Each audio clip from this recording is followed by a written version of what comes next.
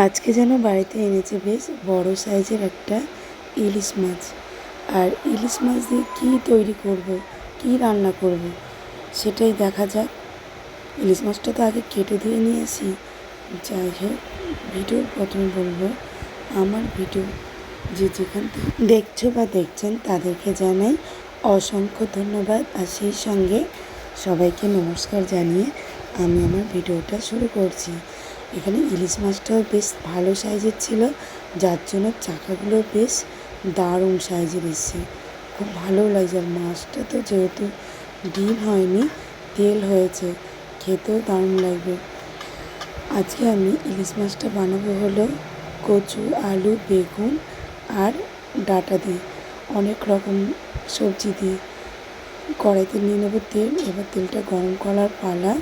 গরম হয়ে গেলে এই যে আলু, কচু যে কেটে ধুয়ে জলে ভিজিয়ে রেখেছিলাম সেটা তুলে নিচ্ছি, ভালো করে ধুয়ে তুলে নিচ্ছি। এবার ভেজে নেব, গরম তেলে দিয়ে দেবো। দেওয়ার পর অর্ধেক ভাজা ভাজা হয়ে গেলে এর মধ্যে দিয়ে দেবো লবণ, পরিমাণ মতো লবণ, আর যা যা লাগে হলুদ গুঁড়ো পরিমাণ মতো, আর লঙ্কা গুঁড়ো।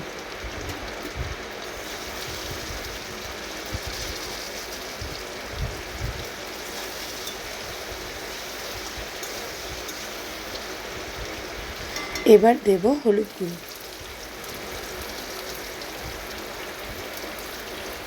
আর দিয়ে দেবো লঙ্কার গুঁড়ো। আমি এগুলো কৌটো দিয়ে দিচ্ছি, কারণ হলুদ লঙ্কার গুঁড়ো কিন্তু শেষের দিকে, যার জন্য কৌটো থেকে ঢেলে দিলাম। এরপরে নতুন করে ঢালতে হবে। আর এই যে বেগুন, কাঁচা লঙ্কা, ডাঁটা একসঙ্গে এর মধ্যে দিয়ে দিলাম। এবার একটু ঢেকে রাখবো সবজিগুলো মজে যাওয়ার জন্য। নাড়াচাড়া করার পর ঢেকে রাখবো।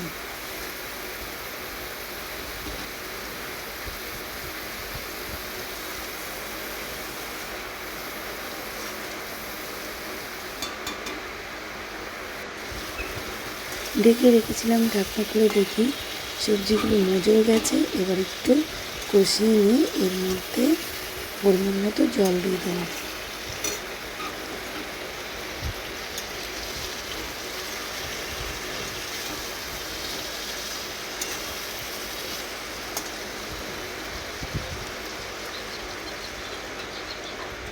এবার দিয়ে দিলাম জল।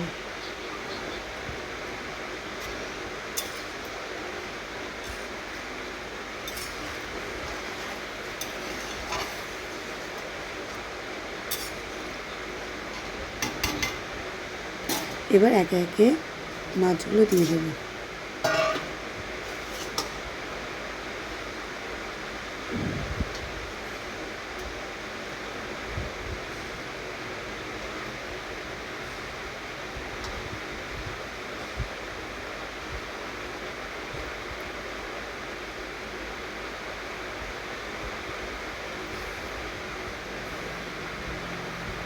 মাছের পিসগুলোই দেখে মনে হচ্ছে কতটা ভালো ছিল মাছটা।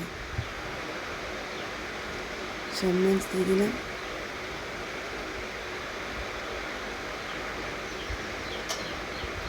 এবার ঢেকে দেবো।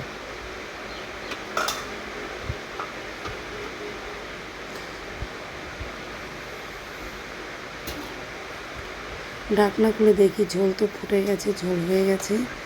এরপর আমি ঢেলে দিলাম। আর নামানোর আগে অবশ্যই দিতে হবে শুকনো কড়াইয়ে ভেজে রাখা জিরে বাটা, সেটা দিয়ে দিয়েছি। আর এবার আমি মাছগুলো তুলে রাখবো, যেহেতু বেশি নাড়াঘাটা করলে মাছগুলো ভেঙে যাওয়ার ভয়, তাই একটা একটা করে চাকাগুলো তুলে নেব।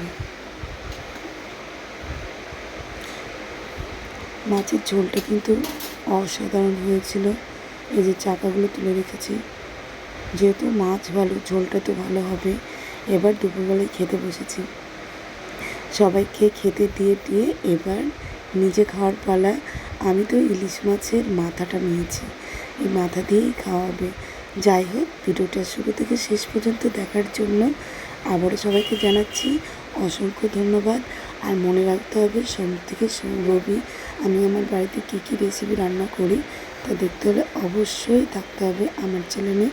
ভিডিওটি আজকের মতো এইটুকু। টাটা, বাই বাই, দেখা হবে নেক্সট ভিডিওতে।